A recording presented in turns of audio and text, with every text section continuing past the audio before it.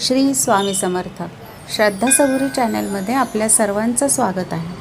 जरा जिवंतिका पूजन का करतात? जिवती पूजनाचं महत्त्व आणि स्वरूप.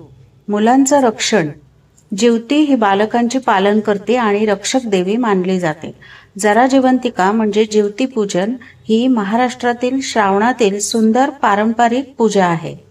विशेषतः मुलांच्या आरोग्य, दीर्घायुष आणि संरक्षणासाठी मातांकडून ही पूजा श्रद्धेनं केली जाते.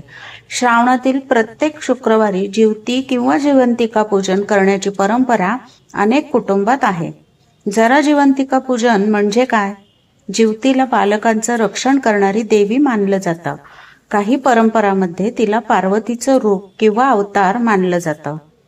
पूजेमागील मुख्य भावना अशी की माझ्या मुलांना आरोग्य, दीर्घायुष आणि सुख लाभावं, त्यांच्यावर कोणतंही संकट येऊ नये. जिवतीची पूजा कशी करतात? सामान्यतः सकाळी स्नान करून घर व पूजेची जागा स्वच्छ करावी. देवघरात जिवती किंवा जिवंतिका देवीचं चित्र किंवा फोटो ठेवावा. पूर्वी भिंतींवर चंदनाने जिवतीचे चित्र काढण्याची ही प्रथा होती. देवीला हळद कुंकू, अक्षता, फुले आणि नैवेद्य अर्पण करावा. दिवा लावून जिवतीची आरती व प्रार्थना करावी.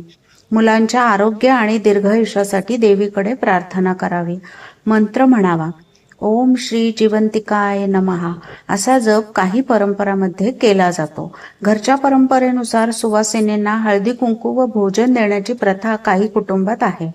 श्रावणातील सर्व शुक्रवारी किंवा मंगळागौरी नंतर येणाऱ्या शुक्रवारपासून ही पूजा केली जाते. विसर्जन कसं करावं? श्रावण अमावास्येला किंवा संपूर्ण मास झाल्यावर प्रतिमेचं विसर्जन केलं जातं.